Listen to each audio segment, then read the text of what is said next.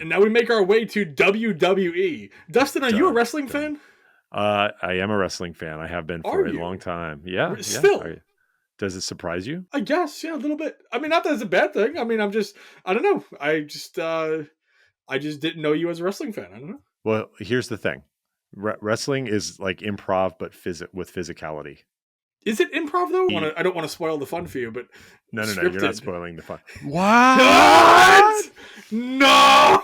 Yeah, you just ruined it.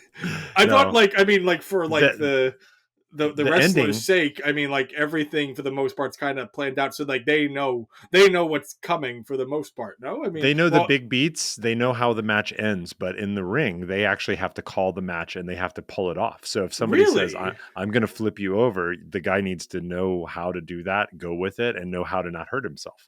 I Not thought it was much more choreographed. choreographed than. There's a lot of athleticism in that. So now they call it sports entertainment, right? They don't call it, actual wrestling. It's sports Sure, entertainment. I used to be really into it. I used to be like really. I have pictures with John Cena and Kurt Ooh. Angle and Randy Orton. Yeah, you can't see me. Oh yeah, I have pictures with those guys. I used to be really into it. Nice. And then I discovered the UFC and I never looked back. I must say, like, I do see clips pop up every once in a while, and not that I like him as a person, but I'm actually very impressed with Logan Paul and how well he's. I don't. I don't like. I know Logan Paul's a YouTuber. I know he's got some. He's getting ready to fight with Mike Tyson, isn't he? He's Jake gonna have Paul. Jake Paul. Sorry, The brother. yeah. Jake Paul is fighting Mike mixed Tyson. them up. Which can we just say that's a pathetic fight all around. I mean, look. I mean, I get it's for the money. It's for the money. I get it. There's a lot of money to be made. If you're Jake Paul, okay. First of all, if you beat him, you beat 60-year-old. You beat a 60-year-old man. Yeah, okay. It's a lose-lose, to be honest. It's a lose-lose. Okay, I mean, great, you beat a 60-year-old man, and if you don't win, it's like, yeah, it's Mike Tyson. Like, of course you didn't win. Yeah. And then if you're Mike Tyson, it's like, bro, you got to beat Jake Paul. And if you beat Jake Paul, who cares? It's Jake Paul. Like, and if you don't beat Jake Paul, it's like, bro, like all like how tough Mike Tyson is, goes out the window. Can I tell you, one time Mike Tyson told me to go fuck myself, and it was the scariest moment of my entire life. Whoa! What? When? In an elevator? No, at Comic-Con. Really? What did you do? I asked him for a picture. He said, "Go fuck yourself." I said, "Yes, sir." You said yes, sir. I said, yes, That's sir. The best answer. That's the best answer. John proceeds to fucking himself. I said, "Yes, sir." I mean, that is a scary guy. I was very upset that I pissed him off. He was there. Man. He was there. He had a TV show on either Cartoon Network or Adult Swim or one of those channels. So the first question I asked him was, "Well, what made you want to get into an animated television show?" And I swear to God, the answer was, "Well, I really didn't want to, but the wife sat me down and said it was a good idea and we needed the money. So here I am." Which I was man. he was there to promote the show. Yeah. And then I asked him for a selfie and he said, "Go fuck yourself." I'm like, "Yes, sir." I'm like, "Okay, no problem." That's man. Salute. I was not I wasn't gonna be like, "Please, Mr. Tight." No, bro. Yeah. No problem. I will back away. "Yes, sir. You're still the champ." Like, he's not to be trifled with, even at this age. Absolutely. You never know. Absolutely, you never know when he might slip into form for 10 seconds and just murderize. Well, which of these wrestling shirts was the top dog for you? Yes. Okay. Yeah. So we not only did we get shirts, we got shirts, we got a tux, we got t-shirts, and we got jackets. This is a pretty fire line. Typically, I go for the tuxes. I really like the idea of the tuxes. If we're talking strictly shirts, though, I think retro wrestling's got me.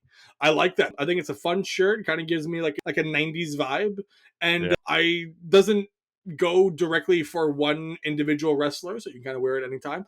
And I just kind of like the look of the retro wrestling. What do you like? I liked all of them as well. I did think there was a lot of creativity. WrestleMania is coming up in a week or so from when we're recording here. Yes, sir. So it's good timing for this. I have to go with new world order, the Too Sweet. Sure. That was like dead in the sweet spot of the time when I was really paying attention to wrestling. Oh, really? And and you had Hollywood Hulk Hogan in there, and Nash and Hall, and just all those guys. A good era for like fun, just who cares storytelling. Yeah. But to that point though, you mentioned that we did get a couple of reversible bombers.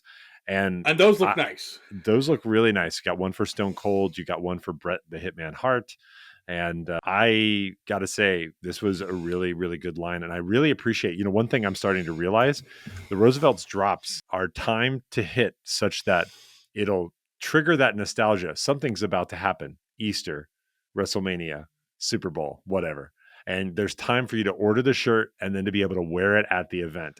I don't know why it took me so long to figure this out, but I have found the pattern, John, and I was like, oh man, so if I bought one of these, the Godzilla shirts came out like 2-3 weeks before the Godzilla movie came out. So if I wanted to wear one of these at a WrestleMania party, for example, I would totally have it, and everyone would be talking about it. So are you going to a WrestleMania party? No, I'll probably watch it home, though. I am going to watch it this year. I've been following along, and I am excited to see if Cody Rhodes will finish the story. There's going to be a few insiders there. Which, by the way, if we're talking wrestling real quick, we can just touch about this real quick. The Roosevelt's Row hat from Dan Spellman. That was Dan Spellman, yeah. Dan Spellman is known for going to a bunch of the wrestling shows. I don't know if he does it for other sports events, but primarily the wrestling shows. And he holds up a sign saying Roosevelt's Row, and he gets pretty good seats every time, and particularly whatever the latest pay-per-view was, and I'm bad with the name, so I don't know which pay-per-view it was. The camera was on that side of the section, good by the time he held the sign, caught the eyes of Steve, who like absolutely loved it, and like posted like on Twitter, like X, that he was like who is this guy? Like, this is awesome, Yeah. And I think he said he wanted to get Roosevelt's Row at more events, and he made it a special hat, Yeah, which was awesome. I want to say is a 1-of-1, but then we saw him wearing it in Tokyo, so yes. Maybe. I mean, maybe this is going to come out on the site eventually. I don't know, or maybe he made 2, one for him and one for who knows. I'm happy for him. I think it's awesome. Hey man, I'd buy that hat. I'd buy that.